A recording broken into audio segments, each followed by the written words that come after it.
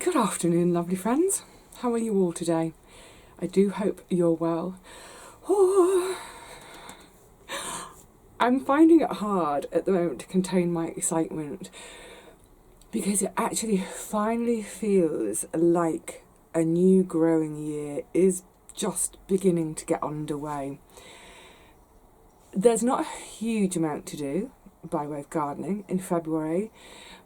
Not a huge amount in terms of seed sowing, not for me at any rate, but there will be a few things. So I will be doing some indoor sowings in the next few days. I'll bring that to you in a separate video. Today I'm going to do an outdoor sowing. It'll be my first vegetable seed sowing of the year. Hallelujah! It's just great, isn't it? And as I was mentioning in the tour video, there are little signs of life here and there. Only a tiny amount on my actual plot, but as I'm coming on site, as I'm walking past other people's plots, where they've got bulbs that have been more established, they've been there for a few years, I'm just seeing the first sort of daffodil buds forming, so you can just begin to see that yellowness. The days are just beginning to get a bit longer. I would say that it's beginning to warm up a bit, but actually we really haven't been cold this winter at all. Who knows? We have in the past had a really cold period sort of in March, so it's still possible, but at the moment it all feels like the sap is rising, and isn't it wonderful? So I've got a few little jobs to do this afternoon, but one of my jobs today was to remember to take home my propagators for my indoor sowing. Oh, don't forget pots. I need some pots as well. Oh, and my paper pot makers. Where are they? Ah, yeah, my paper pot makers. I'm not sure if... Just let me reach over here if you haven't seen my videos before. Here is my trusty, juggling, trusty old one. You can see, look on the top, you can see it's quite dark. That's where my hand gets covered in newsprint because I make my pots out of newspaper. That one makes quite a small pot, and then last year I was given brand new, look at the difference in colour, one that's a bigger size. So actually if I show it to you like this and on, you can see I'm going to get different pot sizes, so I need to take those home. I always make my pots at home and they're for my indoor sowings. I don't keep these at home just because of space. I just keep them in the shed, it's easier. So pots, paper pot makers. I'm also going to be trying these little sort of fibre pots. They're really quite small. I show you the aperture that way. I've never used them before. They were a gift from Phil, I think Phil of Lulu the Ladybug. So I'm not going to do all my seed sowing in these because if they don't work, I don't want to have a disaster. So I'll just try 2 or 3 of each thing I'm sowing, see how I get on. I've got loads of them, and if it works out okay, great, next year tons of them. So that's all for going home for my indoor seed sowing. When I do my seed sort out in January, I keep my indoor start seeds at home anyway, and then my outdoor start seeds come back to the shed because it's nice and cool here for storing them. So today they're down there. Oh, I'm going to sow something in a minute. What else? And the other thing I need to do today is, it's sitting out there waiting, I got some perspex to replace that lost pane in my cold frame, which I think is going to mean a bit of dismantling of the cold frame, as in unscrewing the... I think I'm going to have to take the end off to get the pane slotted in. In fact, you know what, I think I'm going to do that first because it's been nagging me and I don't want to not get it done and end up breaking the perspex somehow or other. So yeah, I tell you what, why don't we put our welly boots on, get down the garden and just start on the cold frame. I don't know if the law of sod is playing naughty with me, but it's suddenly gone really dark. It was really sunny earlier. I hope we're not going to get more rain. We're not forecast. So, ta-da! Actually, packaging wise, sheet cardboard, great. That will go on a bed somewhere if I don't smash the cold frame. Can you see me, mother? It's got some kind of like protective layer of, oh what a shame, it's covered in plastic, never mind, because obviously I don't want blue perspex. Oh, that's so, how satisfying is that? Oh, let's do that slowly and enjoy it. Oh yeah. Oh, that's like, I've never had a new phone, but whenever I see a friend with a new phone, they go mad for that moment of, oh, this is like ASMR, isn't it? ASMR of that plastic peeling, and there's another bit on this side. Oh yeah. This is plastic peeling porn. Enjoy. Oh, so enjoyable. Unfortunately, load of plastic. Right, okay, let's stand that there safely. I'm just going to dump that inside for now so it doesn't blow around. So now this is where I think, yeah, this pane is going to come in the top, slide in, flathead. So basically I need to take the end of the cold frame off. I don't know if I've never taken it apart before, so I don't know how easy. Oh, I was going to say I don't know how easily the screws will come out. Not too bad. Don't lose the screws. That on.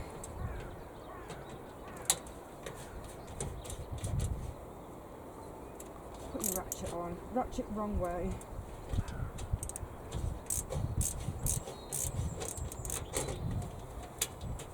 What's great now, I've finally got the beds covered, really honestly, next, or should I say this year, for this winter. I really want to get that job done sooner. A, because it's better for the soil, but also I just want it done and out of the way sooner so I can do other things. But what I'm enjoying now is the sense that, oh, you don't want to come out, do you? Has it got a bolt? Hang on a minute, I think it's got a nut on the back. Yeah, there's a nut. That's weird. 2 screws with no nut, 1 with a nut. Yeah, I definitely have that lovely feeling now of, obviously things will go mad. We'll start going mad again in sort of April, May. But what it means is for pretty much the whole of February, I can just do these kind of little tinkering jobs, maintenance jobs, what have you. I'll leave that one in. That's my bolt one. I need a different pocket. I don't have a different pocket. I'm going to rest them in my hand. Yeah, it's lovely. It's that time of year when a bit of maintenance, a bit of tidying. Oh, that piece is in the way still. Do I have to take both ends off? Has it got any give? Can I bend it? No. I'm not going to risk bending it and snapping it. You never know till you actually just get on with the job, do you? Is that going to come out with fingers? Yeah. Right. Well, I wasn't expecting to have to take that side off as well, but let me get on with that. I'm going to pause you for a minute. Okay, well that side's off as well now, sort of. Just to say, I got this Perspex. Is that rain? Is it spitting? I got it online. And just to say, if you're going to get some online, oh look at that, snug as a bug. I found loads of companies that were more than happy to cut to size. But yay! Double check before you place your final order, because what I found was with, oh my goodness, I went through about 5 or 6 different companies first. They all had a massive surcharge for what they call a small job, and it looks like from, oh the nut's gone in there. I'm on a tick, I've got to find my nut. Yeah, it looked like most of these companies, what they considered a small job was anything less than 50 quid. So, oh, that's a bit fiddly. Hold the knot, screw the screw. That might be the way to do it.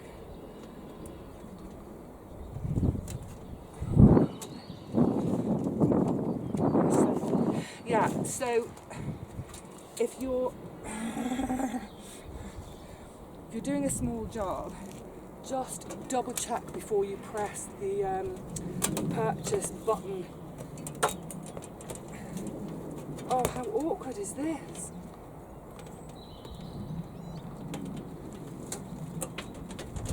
Oh, I'll hold that there for now. Anyway, the long and the short is, I found a company, do you know it is flipping spitting with rain. I can't get a break with the weather. I found a company that, oh, I've left me nuts over there. Get this done in a minute. I've left me nuts, mother. Yeah, I found a company that didn't do this mega surcharge. So this piece cost a tenner, which is great. And I think it was free delivery. Yay! So pressed order, fabulous. And then I get my order confirmation by email, and I was like, 20 quid? Oh, the perishers, they've surcharged me without telling me. No, they hadn't. Goodness knows how. I pressed order 2.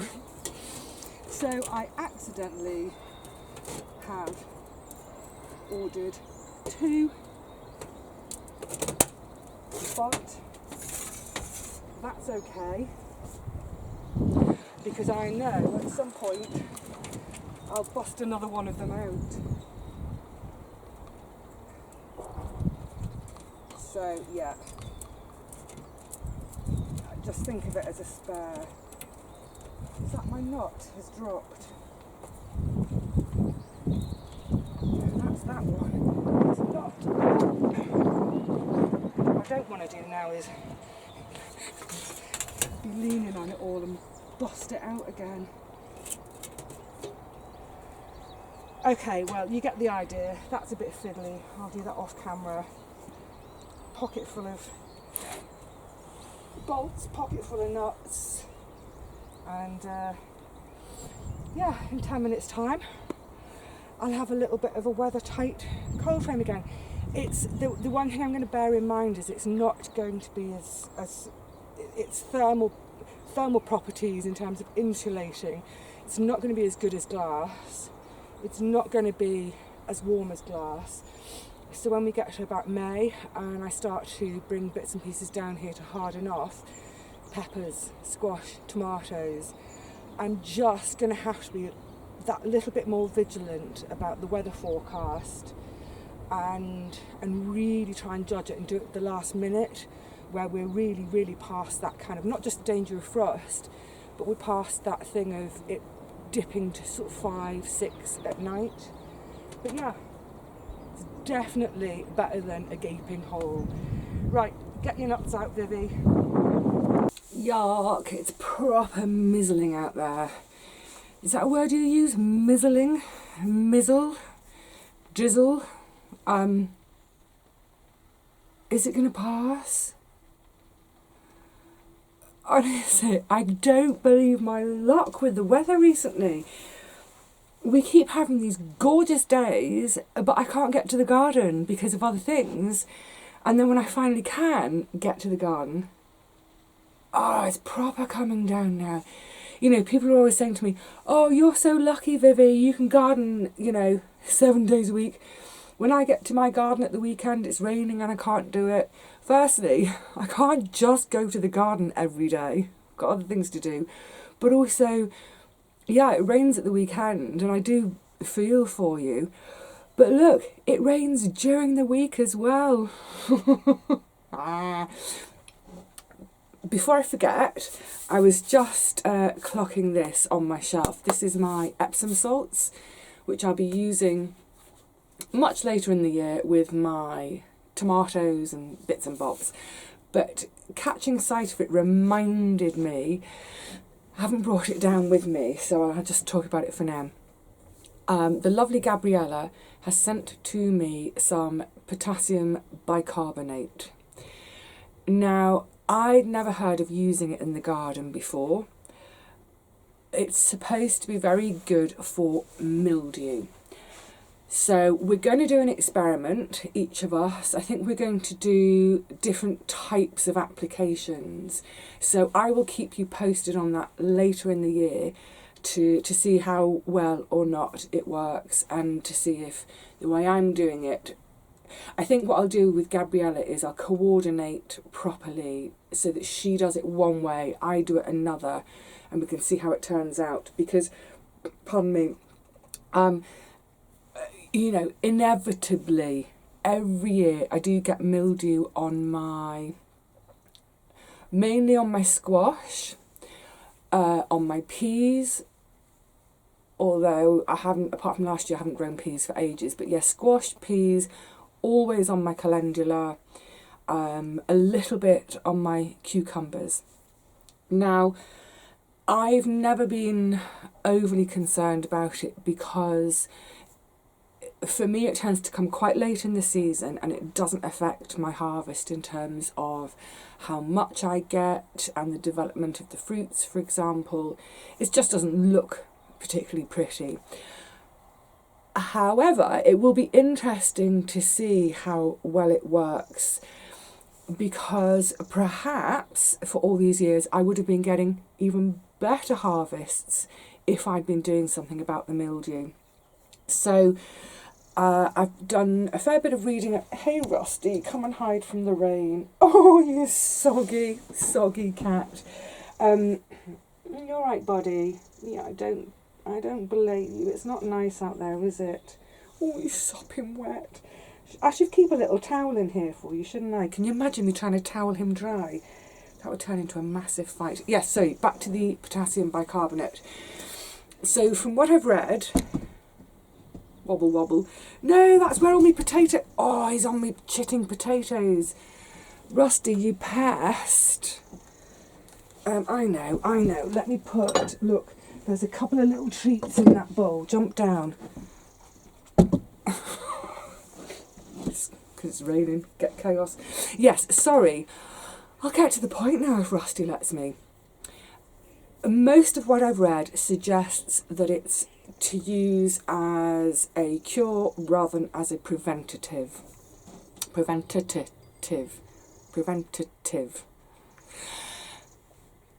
So I think that's one of the things that Gabriella and I can both look at. I mean, the main thing is we're in two different countries, two different climates, sort of. So it's not going to be the perfect kind of experiment, obviously. But yeah, so like I said, most of the things I've read talk about it when you have your first signs of mildew, to use it then. There are various different suggestions for application. The most common one I've seen is to mix it with some oil and some washing up liquid. However, what I've also read is be careful with that, because if we coat and saturate the leaves too much, that could suffocate them with the oil. Another method I've seen is to mix it with milk. Now, of course, a lot of you will already know of using milk for mildew. Diluted milk, so 1 part milk, 9 parts water, spray your leaves. So anyway, yes, I think it's something I definitely need to do a little bit more reading on. One thing I haven't read up on yet is, are there any repercussions in terms of my soil, insects? It is written about as an organic practice, but like everything, I reiterate this many times, just because something is organic, just because something is natural, does not mean it's safe. So yeah, I'll look forward to doing a bit more research, deciding on which method I'm going to try with it, and bringing that to you over the summer. Yeah, probably, I think it's probably going to be something that will start in end of July, August or so, but I will keep you posted on that one. And I quite look forward to having that bit of an experiment, because this year I've kind of decided I'm sort of going back to basics a bit. I'm not trying anything weird and wacky this year. You know, over the years, each year I've introduced something else that's different, whether it's the gigantes, the chickpeas, the lentils, the coco de pampon. I'm just looking, there's a little robin right there. The chocha, the loofah, all these things. Well, actually, I'm not doing anything different and weird and wonderful in the garden this year. So I just want to really focus on getting the most food possible out of my space and not worrying about being interesting. Sorry, I'm going to be really boring. So it will be good to have a couple of experiments that I can do over the course of the year, just to keep it fresh and alive for me, and hopefully for you. So yes, the potassium bicarbonate experiment will be coming. Now, is that rain passing? It looks like it's brightening up a bit. So I'm going to turn you all off for a few minutes and just sit for half an hour to see if it will stop. If it hasn't stopped in half an hour, I'm going home. I'm going to do something else. The clouds keep trying to tell me, don't they? Well, the rain has seemingly stopped. All right, buddy. But I don't trust it to stay that way. It's so dark up there. Should we quickly do some sewing, gorgeous? I love you. So, first proper sewing of the year. Yay. I'm going to do some peas. I've got my chili powder ready as well, because these are going to go in the cold frame. And what I don't want, actually no, Rusty, because I don't want you to sneeze, buddy. What I don't want is to put them all in the cold frame. Oh, there's George. Oh, it's going to make Rusty go funny. Hey, George. Yeah, the mice will be able to get into the cold frame, there are little gaps. What I don't want to do is lose all my peas as well as my broad beans. So I'm very simply, I've got these cells. They are sort of about 5 centimetre square cells. I'm going to pop 5 peas in per cell, in a sort of, like the number 5 on a dice. Give them a little bit of a covering of compost. Really going to rush now because I'm so sick of getting wet. Yeah, the great thing about peas is they really don't mind being sort of on top of each other. The idea with this is, oh, you made me jump, Rusty. Oh, it's because George is there. Yeah, is a little bit of a head start. You can, you can be sowing them direct and successional sow right through June, July even. I want to get these going now so that hopefully I'll have a nice early harvest. And then get them out, use the space for something else. That's always the plan in my garden, is can I get 2 crops out of one bed? So yeah, pop these in today.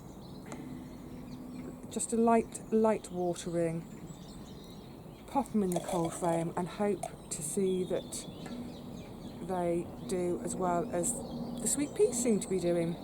That'd be great. Oh yeah, and when it comes to planting out, sorry, the cats are really distracting me. Everything's distracting me today, so much for my nice relaxing day in the garden. I'm distracted by the thought that at any second the rain could come back and stay. Really don't want it. The cats are distracting me. Anyway, so the point is, get these going in these little cells. There's 3, 6, 9, 12, 15 little cells, doing 5 in each. Let's say they all come up to fruition, that's 75 plants.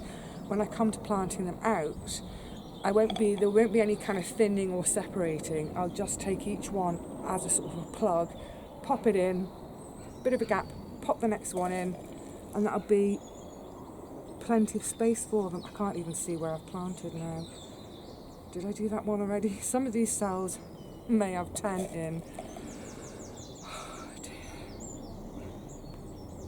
Listen to the birds though.